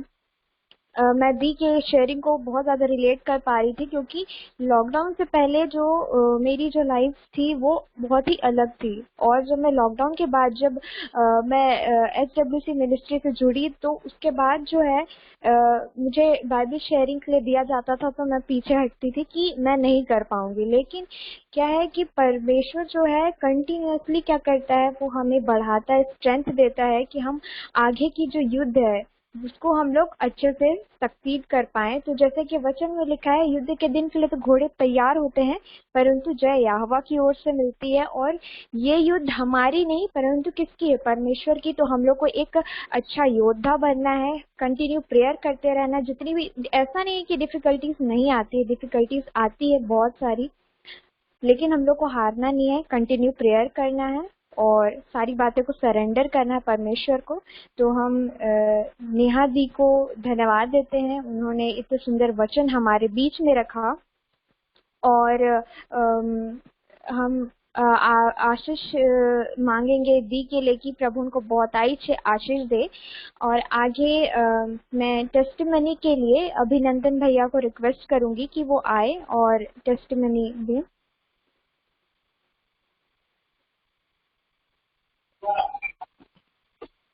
थैंक यू निशु मुझे इनवाइट करने के लिए। और मेरा साउंड क्लियर है और ऑडिबल हूँ तो बता देंगे। जी थैंक यू। सो एक मिनट में अपने डिस्प्ले का टाइम बढ़ा लेता हूँ वरना बार बार लॉक होके वो परेशान करेगा। जी थैंक यू। और सबसे पहले परमेश्वर पिता का हम सब मिलकर धन्यवाद करते हैं कि हमको ये समय उन्होंने अनुग्रह करके दिया है। और मैं आप सबको एक बार जय यीशु सहाय कहता हूँ। प्रेज द लॉर्ड, जय मसीह की। और शायद आप मुझे जानते होंगे, नहीं जानते होंगे, मेरा नाम अभिनंदन लखड़ा है। मैं अंबिकापुर से हूँ और अभी मैं एक स्टूडेंट ही हूँ, कॉलेज में हूँ। तो गवाही को आरंभ करते हुए कि परमेश्वर ने हम सबके जीवन में, आपके मेरे जीवन में बहुत से कार्य किए। और मैं एक नॉर्मल एवरेज फैमिली से आता हूँ, जैसे कि आप, ना ज़्यादा गरीब है ना ज़्यादा अमीर है। और सबसे अच्छी बात यह है कि परमेश्वर की महिमा की सदा मेरे परिवार में परमेश्वर की महिमा का धन सदा रहा है। क्योंकि मम्मी एक प्रचार की बेटी हैं और पापा पले बड़े हैं एक पादरी जी के यहाँ। तो ओवरऑल बहुत अच्छी परवरिश मिली है। और क्योंकि बैकग्राउंड बता दे रहा हूँ क्योंकि इससे सारी बातों का पता चले, ऐसा ना लगे कि बीच बीच का बता दूं। फिर स्टार्टिंग डेज ऐसे रहे हैं फैमिली में कि हम बहुत भले अच्छे से रहे हैं। फैमिली प्रेयर और पढ़ाई लिखाई सब। पढ़ाई लिखाई से मेरी टेस्टमनी है, जब मैं क्लास 2 में था तब मैं फेल हुआ था। और क्लास 2 से पहले मैं 0 बटा सन्नाटा था सारी बातों में। मुझे पढ़ाई लिखाई का कोई शौक नहीं था। एक अच्छा दोस्त था मेरा, है अभी भी। और तब वो एग्जाम के टाइम में मुझे कहता था कि चल भाई पेपर के लिए पढ़ते हैं, और मैं उससे कहता था चल भाई खेलने चलते हैं, खेलने चलते हैं। तो क्लास 2 के स्टेज पे ये हाल था मेरा। उसके बाद जब जनरली क्या होता है स्कूल में, मैं मिशन स्कूल में पढ़ा हूँ, तो प्रमोट कर दिया जाता, तो मैं प्रमोशन पाकर क्लास 2 तक पहुंचा था। और तब मम्मी पापा ने डिसीजन लिया नहीं कि इस बार इसको फेल ही करने देते हैं, इसको क्लास रिपीट करवाएंगे। और पता नहीं पर मम्मी पापा ने, परमेश्वर की अनुग्रह हुई, इस बात पे ध्यान दिया गया कि आगे ऐसा नहीं चलना चाहिए। और जब मुझे पढ़ाई पर ध्यान दिलवाया गया, क्या आप इस बात पे यकीन करेंगे कि मैं क्लास 2 से फर्स्ट, सेकंड और थर्ड रैंक से नीचे कभी उतरा ही नहीं। मुझे नहीं पता तब, उससे पहले मुझे कुछ आता नहीं था। शायद मुझे अभी भी एट प्रेजेंट मेरे को काखा गाघा नहीं आता है, लेकिन क्लास 2 से जो परवरिश, फिर जो डिसिप्लिन मुझे फैमिली ने किया, और परमेश्वर ने मेरे स्टडी के लिए कहा कि नहीं ये ऐसा अब नहीं चल सकता। और मैं क्लास 2 से सच में कहता कि मैं क्लास 10 तक फर्स्ट, सेकंड, थर्ड के रैंक से कभी नीचे नहीं आया, कभी नीचे नहीं। जो पता नहीं KG1, KG2, KG3, sorry class 1, class 2 की पढ़ाई के सारे भूले हुए चीज मुझे कैसे अचानक से, या कैसे मैं ओवरकम कर पाया कि क्लास 2 से ही मैं ऐसे स्टैंडर्ड पे पहुंचा। तो वो मेरी परमेश्वर ने मेरे वीकनेस को उस समय बदल दिया। मैं बेवकूफ था शायद बचपन में, क्लास 2 तक बचपन की बातें ज्यादा याद नहीं। फिर परमेश्वर के सामर्थ्य मेरे जीवन में हमेशा कार्य करते रही। और जब मैं अपने क्लास 6 to 8 के टाइम पे था, तब वो एक जो ब्रॉडअप होने वाला समय होता है, जब परवरिश होती है, बड़े होते हैं बच्चे, और करीबन मेरी उम्र 14 आसपास रही होगी, 12, हाँ 10 to 12 आसपास भी नहीं तो वो छोटा हो गया 14 ही। तो होता है कि हम लोग सोचते हैं कि शायद जब हमारे भाई होते हैं तो हम लोग को लगता है कि मेरे को कम प्यार मिल रहा है, इवन दो आपको मिलता है। छोटा होके भी मुझे बहुत प्यार मिला, लेकिन मुझे ऐसा लगता था कि मुझे थोड़ा कम प्यार मिल रहा है, और मैं इधर उधर भटकता। मतलब क्या कहना चाहिए, खुद में अलोन फील करना कि ठीक है मेरी बात मम्मी पापा नहीं समझते, रेबेलियस बच्चा थोड़ा मैं वैसा होने लगा। और वैसा ही होते होते तब वो एक स्टेज होता है शायद, जब मैं इस बात को जानने लगा तब समझदारी आने लगी बातों की, कि ठीक है मैं अभी अकेला हूँ और मेरे को अच्छा नहीं लग रहा और मुझे क्या करना चाहिए क्या नहीं करना चाहिए, इन बातों का फर्क पता चला। और जब मैं ऐसे कहना चाहिए वर्ल्डली चीजों के तरफ जब मैं अट्रैक्ट हो सकता था, क्योंकि एक टीनेजर की एक टाइम एज होती है, जैसे आज प्रेजेंट अभी कई बातें होती होंगी।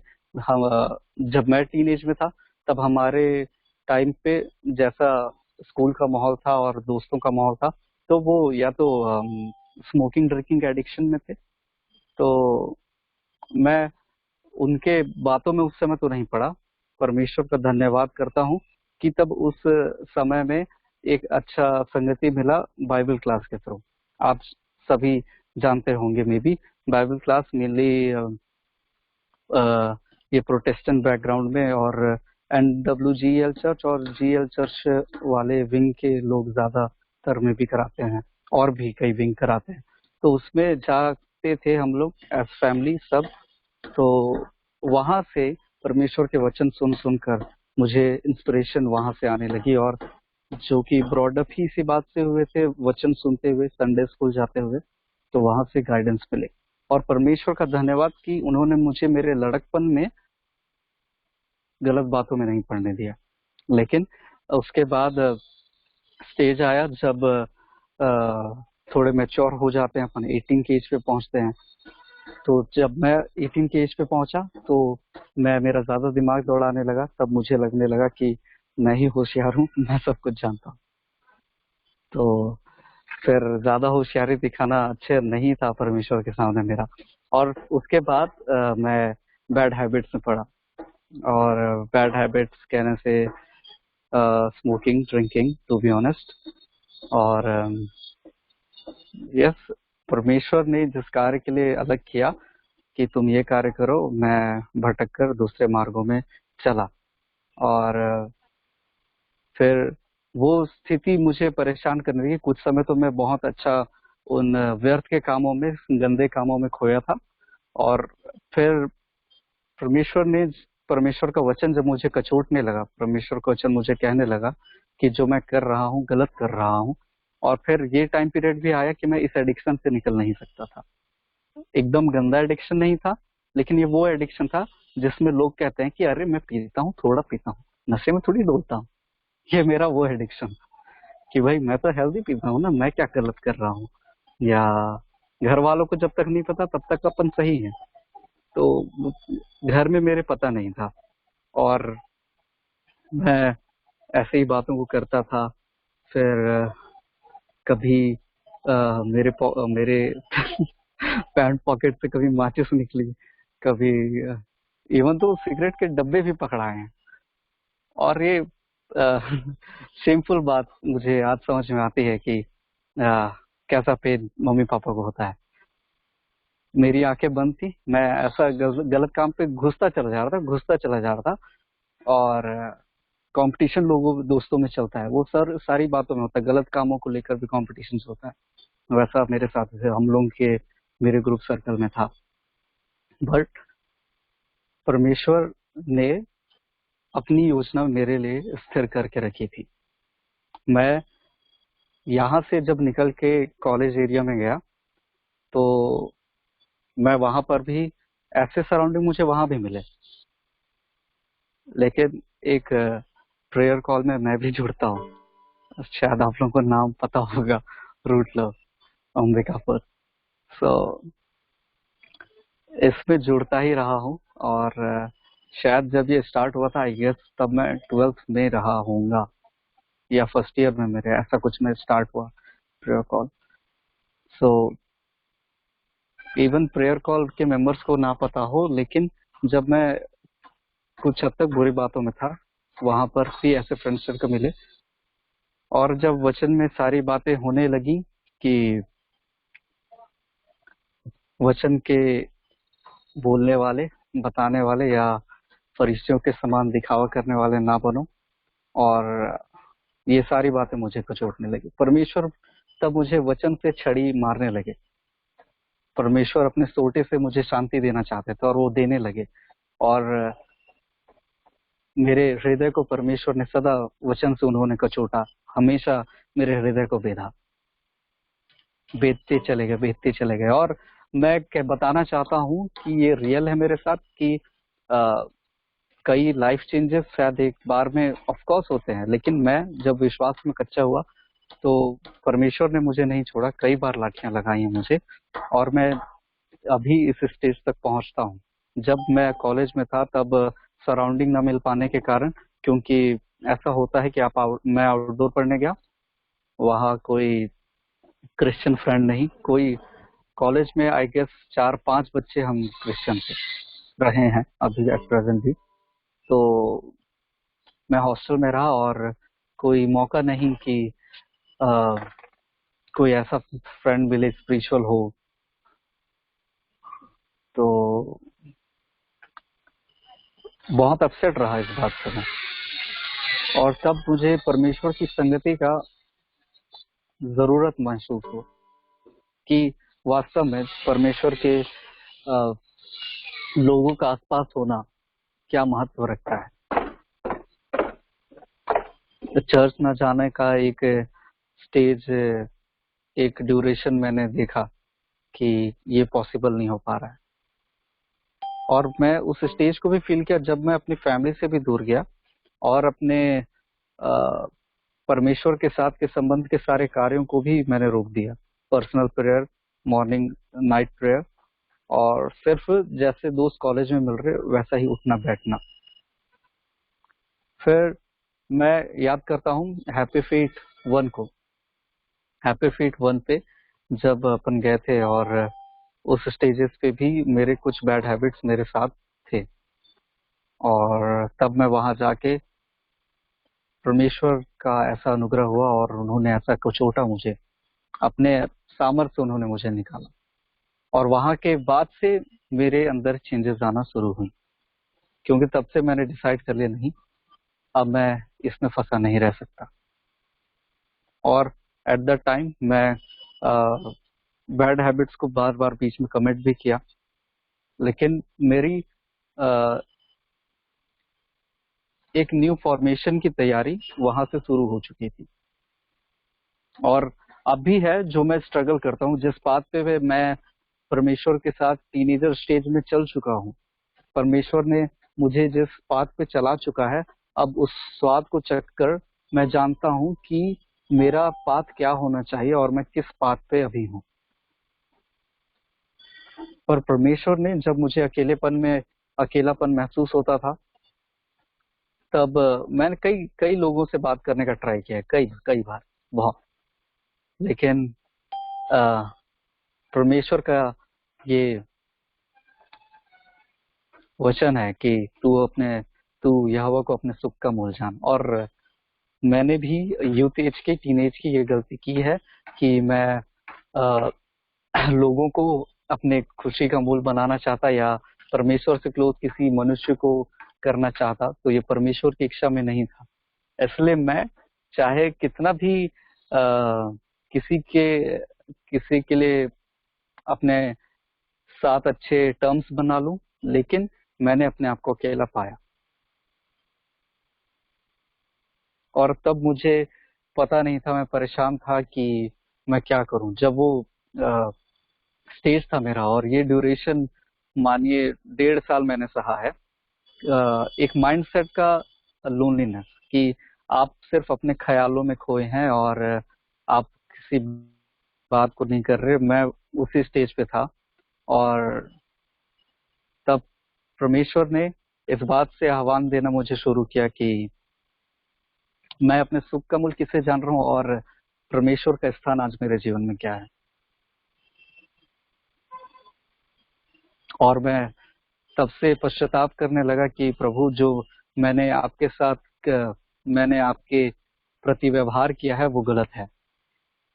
परमेश्वर ने मेरी आंखें खोली, मैं उनका धन्यवाद करता हूँ कि परमेश्वर ने मुझे चिताया कि जिस मार्ग पर मैं हूँ और मैं अपने आप पर एक पट्टी बांधकर चल रहा हूँ कि मैं उनके साथ हूँ, पर ये गलत है।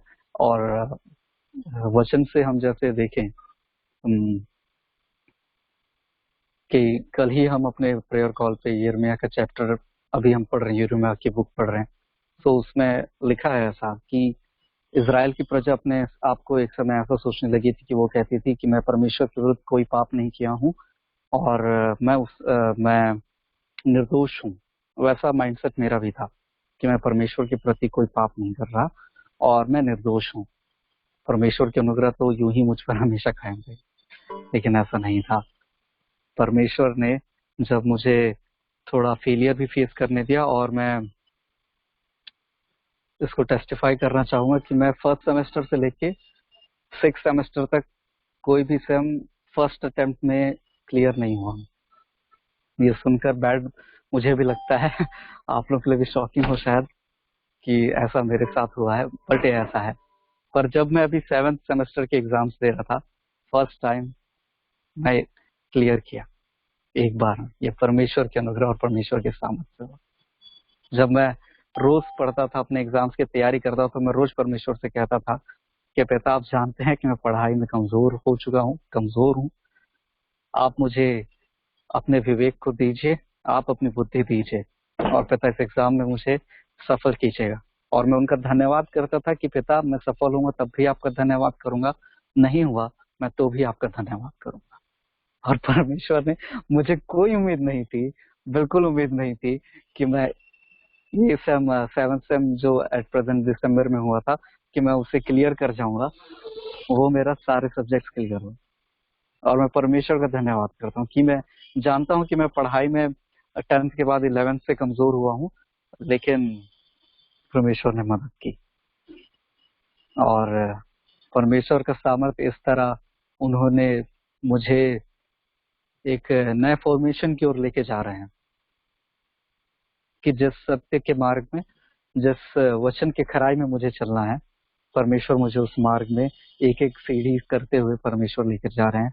इसके लिए मैं उनका धन्यवाद करता हूँ। और गवाही ये भी है मेरे लाइफ की। और मैं चाहूंगा कि कोई भी, या अब्राहम भैया या निशु, मुझे टाइम के लिए एक डेडलाइन दे दें, क्योंकि मैं टाइम से बाहर ना जाऊं, मुझे मैसेज कर दें पर्सनली। और हाँ, मैं टेस्टिमनी जो बताना चाहूंगा वो मेरे फैमिली की है, घर की है कि हम लोग, मेरे फैमिली में कई टाइम से फैमिली प्रेयर होना बंद हो चुका था। हम अपने बातों पे ज्यादा ध्यान देने लग गए थे, या तो वो हमारी पढ़ाई हो गई या कुछ ऐसे, और किसी तरह हम फैमिली प्रेयर में एक टाइम पीरियड से बहुत करीबन हमने 10 साल बिना फैमिली प्रेयर के हम चले गए। ये कितना बुरा है। और फिर प्रेयर कॉल पे इस बात पे हम डिस्कस करने लगे कि फैमिली प्रेयर एक फैमिली के लिए कितना जरूरी है। और जब मैं विश्वास में बढ़ा, जैसा वचन हमें बताता है, तू विश्वास कर तब तू और तेरा घराना उद्धार पाएगा, आमीन, इस ब्लेसिंग को मैंने अपने लाइफ में पाया है। क्या आप मेरे लिए क्या में लिख देंगे? क्योंकि मैं सच बताता हूँ, मैंने इस ब्लेसिंग को मेरे लाइफ में पाया।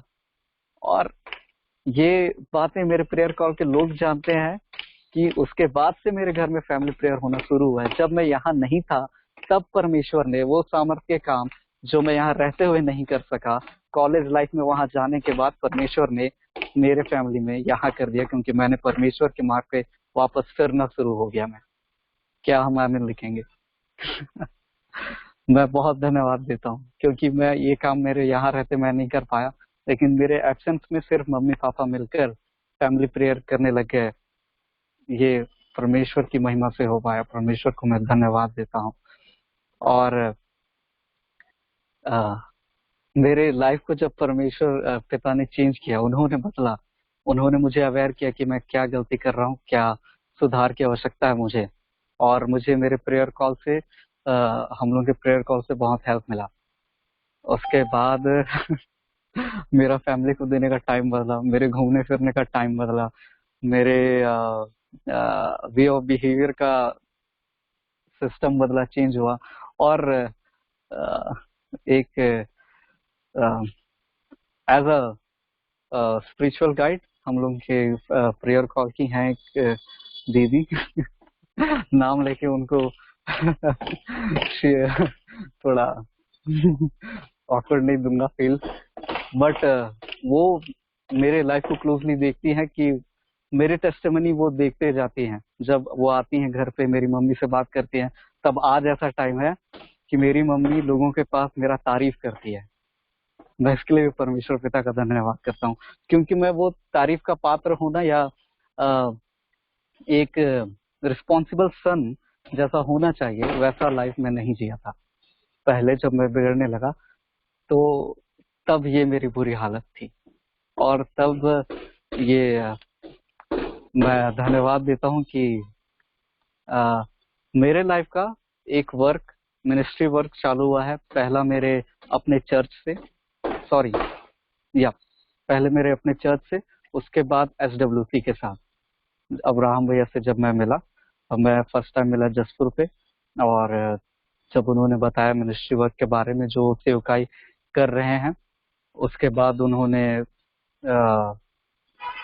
देखा कि परमेश्वर मुझे भी वरदानों से दिया, और मैं अब तक नहीं जानता कि परमेश्वर मुझे किन किन बातों के लिए सक्षम बनाए, लेकिन परमेश्वर का धन्यवाद हो कि वो अब्राहम भैया को इस बात के लिए अवेयर रखते हैं कि शायद मैं किस बात के लिए सक्षम हूँ जो मैं नहीं जानता, लेकिन परमेश्वर जानते हैं, और अब्राहम भैया उनके प्रेजेंस में ये बातों को जानते होंगे। और फिर उसके बाद मेरे चेंजेस, मैं इस बात के लिए हमारे प्रेयर कॉल को जो SWC के कारण ही पॉसिबल हो पाया, और SWC मिनिस्ट्री को परमेश्वर के सामर्थ का एक अद्भुत कार्य मेरे जीवन में मानता हूँ, क्योंकि इस बात के लिए मिनिस्ट्री से भी और अब्राहम भैया से भी मुझे अवेयर कराया जाता था मेरे लाइफ के चाल चलन को लेकर, उठने बैठने को लेकर, क्योंकि ये पॉसिबल होता रहा कि मैं मिनिस्ट्री के हर काम में अच्छा रहूं, लेकिन फैमिली के साथ और अपने पर्सनल फेथ को लेकर कैसा हूं, इसके प्रति SWC में और बाहर से भी हेल्प मिलता रहा, और स्पेशली SWC में जब मैं खुद एक वॉलंटियर होकर भी काम करता हूं, एक कोऑर्डिनेटर होकर भी, मैं आज भी हर रोज सीखता हूं इस मिनिस्ट्री के द्वारा परमेश्वर जो कार्य हम लोगों के बीच कर रहे हैं। तो मैं आप सबका धन्यवाद देना चाहता हूं कि आप लोगों ने मुझे समय दिया, मेरे गवाही को सुनने के लिए आप यहाँ उपस्थित हैं, कि परमेश्वर की महिमा मेरे कार्य में जो उन्होंने की वो देख सकें, जान सकें। और ये मैं गिन नहीं सकता कि परमेश्वर ने मेरे जीवन में कितने ज्यादा कार्य किए हैं, लेकिन आज जब मेरी मम्मी मेरी तारीफ करती है किसी के पास भी, और वो बताती है कि मैं पहले वैसा था अब थोड़ा ऐसा हूँ, तो मैं अंदर खुश होता हूँ, लेकिन बाहर दिखाता नहीं हूँ कि मुझे अच्छा लग रहा है। सो आप सबका धन्यवाद, और मैं आशा करता हूँ हम सब बढ़े, और प्लीज मेरा हम सबके लिए ये सजेशन है कि कि अपने अगर किसी भी प्रॉब्लम को फेस करते हैं, एक दूसरे को शेयर करिए, यहाँ हेल्प मिलती है। कोऑर्डिनेटर से, मुझसे, अब्राहम भैया से, और भी बहुत लोग हैं, सरिता मम्मा से शेयर कीजिए, क्योंकि मैं अकेलेपन से लड़ा हूँ और जानता हूँ कि अकेलेपन से अकेले लड़ना बहुत बुरा है। इसीलिए जैसा समय मुझे लगा आपको वैसा ही समय लग जाएगा निकलने में।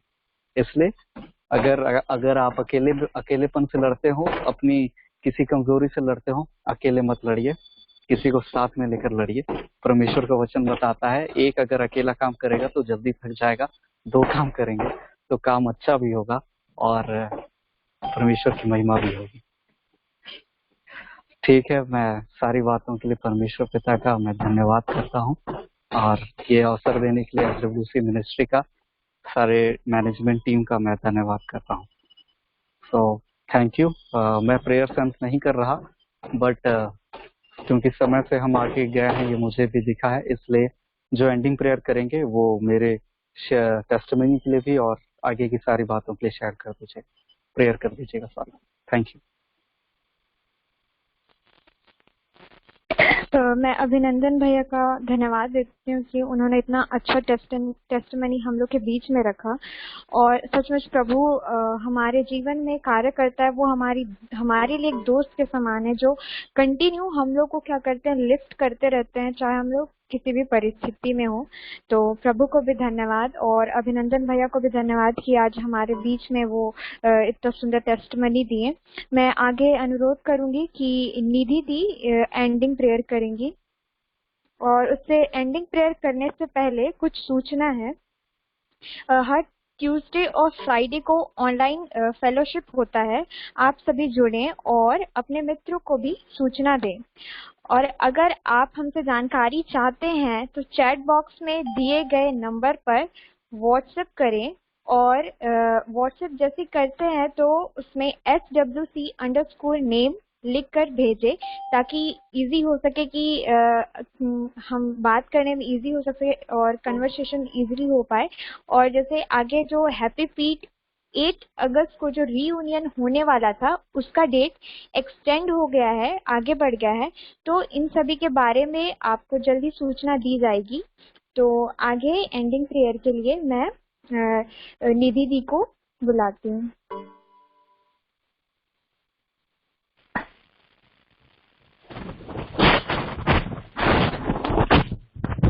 Thank you Nishu. सचमुच बहुत आनंद का विषय है कि हम लोग इतने अच्छे वचनों को बहन के माध्यम से और भाई के माध्यम से इतने अच्छे गवाही को सुन पाते हैं। आइए हम लोग अंतिम प्रार्थना करेंगे। जीवित खुदावन पिता परमेश्वर, तेरा शुक्रिया करते हैं क्योंकि सचमुच खुदावन पिता तेरी अनुग्रह के कारण आज तक हम जीवित पाए जाते हैं। खुदावंत इस फेलोशिप के लिए हम तेरा शुक्रिया करते हैं और धन्यवाद देते हैं क्योंकि तूने हर एक के हृदय को पिता परमेश्वर अपनी ओर खींचा है। खुदावंत सचमुच हम तेरी आत्मा से भाग के कहीं नहीं जा सकते, जैसे दाऊद अपने भजन में भी कहता है। खुदा पिता परमेश्वर, आपने हमें खींचा और आपने हमें ठहराया और बुलाया है। खुदा हम तेरा शुक्रिया करते हैं, धन्यवाद देते हैं इस अद्भुत फेलोशिप के लिए खुदावंत, जो सचमुच खुदा बिना तेरे पॉसिबल नहीं थी, लेकिन खुदावंत तू है तो सब है। खुदावंत पिता तू असंभव को संभव करने वाला परमेश्वर है। तूने पिता जैसे खुदावंत पिता आपके अद्भुत वचनों के द्वारा आज पिता परमेश्वर हमें तोड़े के विषय में सिखाया है। खुदा होने दीजिए पिता, ताकि हर एक लोग पिता परमेश्वर जो जो तोड़ा आपने हर एक को दिया है, हर एक के जीवन में बहुतायत से उसका इस्तेमाल करने वाले हो सके। पिता परमेश्वर जो काम तूने हर एक के लिए ठहराया पिता, उस प्लान को समझने वाले हो सके। खुदावंत हर एक के जीवन से आप बोले और बातचीत करें, वो बुद्धि, वो ज्ञान से, वो समझ की आत्मा से आप परिपूर्ण करिए, ताकि हर एक लोग आपकी सामर्थ्य से भर जाए यीशु के नाम से। खुदावंत हम धन्यवाद देते हैं खुदावंत पिता परमेश्वर, क्योंकि सचमुच खुदावंत पिता आपने बहन के माध्यम से हमें इतने सुंदर वचन से पिता परमेश्वर उस वचन के द्वारा हमें तृप्त किया, हमें भरा खुदावंत। और हर एक के हृदय में आज जो बीज बोया गया है वो 100 गुना फल लाने वाला हो सके पिता परमेश्वर। होने दीजिए ताकि वो उस उपजाऊ भूमि के समान, उस उपजाऊ भूमि में लगे हुए बीज के नहीं होने पाए, जो और अधिक फलवंत हो सके। हम धन्यवाद देते हैं खुदावंत बहन को और अधिक आप पिता अपनी आत्मा से और अधिक बढ़ाइए खुदावंत, ताकि जो आपकी इच्छा, आपकी योजना उनके जीवन में वो और भी अधिक फलवंत हो सके पिता परमेश्वर। हम धन्यवाद देते हैं खुदावंत पिता भाई के लिए खुदावंत, जिन्होंने इतनी अच्छे गवाही को हमारे सम्मुख में रखा है खुदावंत पिता परमेश्वर। हम धन्यवाद देते हैं क्योंकि सचमुच खुदावंत पिता आपने उनके जीवन को एक गवाही का जीवन बनाया है खुदावंत पिता, क्योंकि सचमुच खुदा उनके द्वारा उनके परिवार के लोग भी खुदावंत पिता आज आशीष को प्राप्त करते हैं, आपके प्रेम को जानते हैं खुदावंत पिता। हम धन्यवाद देते हैं क्योंकि सचमुच आपने एक एक लोगों को चुना है, क्योंकि आपका जीवित वचन कहता है कि बुलाए हुए तो बहुत लेकिन चुने हुए कम है, और सचमुच तूने हर एक को चुना है खुदा। हम विश्वास करते हैं पिता परमेश्वर, आप अनुग्रह करिए, दया करिए कि पिता परमेश्वर भाई अभिनंदन के जीवन में और अधिक आपकी गवाही होने पाए, और अधिक उनका एक एक उनके स्टडी, उनकी हर एक कामों में खुदावंत पिता आपका पिता वो रिफ्लेक्शन नजर आए खुदावंत। और भी अधिक खुदावंत पिता अपने विश्वास में दृढ़ करिए, ताकि खुदावंत पिता और भी आपके वचनों के द्वारा खुदावंत ना सिर्फ अपने परिवार के लिए लेकिन खुदावंत पिता बहुत सारे लोगों के लिए पिता वो आशीष और उद्धार का कारण बनने पाए खुदावंत। इस वक्त में पिता जितने लोग इस जगह पे इस मीटिंग में, इस फेलोशिप में जुड़े हुए हैं, हर एक लोगों को हम आपके नियंत्रण में देते हैं, हर एक के जीवन से आपका काम बहुतायत से होने पाए खुदा। खुदावन, और जो भी खुदावन पिता परमेश्वर हर एक की आत्मिक आंखें यीशु के नाम से खुलने पाए, हर एक के आत्मिक कान यीशु के नाम से खुलने पाए। और होने दीजिए खुदावन, जब अकेले में बैठ के पिता आपके सम्मुख में प्रार्थना करते पवित्र आत्मा की अद्भुत उपस्थिति को महसूस कर सके, और हर एक लोग इस समय में खुदावन पिता अपने आप में खुदावन वो ग्रोथ को देखने वाले हो सके। पिता परमेश्वर हम धन्यवाद देते हैं क्योंकि आप किसी को अकेला नहीं छोड़ते, लेकिन आप हर एक के साथ रहने वाले परमेश्वर है। जैसे तो अब्राहम के साथ रहता था, जो इसहाक के साथ रहता था, याकूब के साथ रहता था, वो परमेश्वर आज हमारे साथ रहता है, और वो हर एक कामों के लिए ईमानदार परमेश्वर है।